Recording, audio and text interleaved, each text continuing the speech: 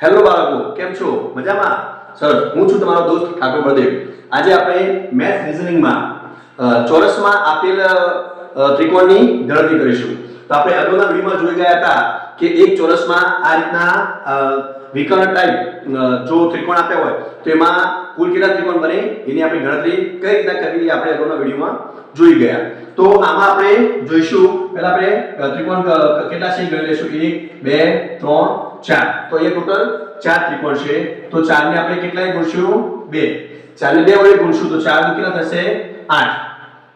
તો હવે અહીંયા કુલ કેટલા ચોરસ છે? તો 1 અને 2. કુલ બે ચોરસ છે તો બે ચોરસમાં 8 ગુણ્યા 2 બરાબર કેટલા થશે? 16. હવે અહીંયા બે ચોરસ ભેગા થવાથી બીજા બે ત્રિકોણ બને છે. એક અહીંયા અને બીજું આમ. તો આ બે ત્રિકોણ વધારાના બનશે એટલે અહીંયા 16 + 2 તો અહીંયા કુલ કેટલા ત્રિકોણ બનશે?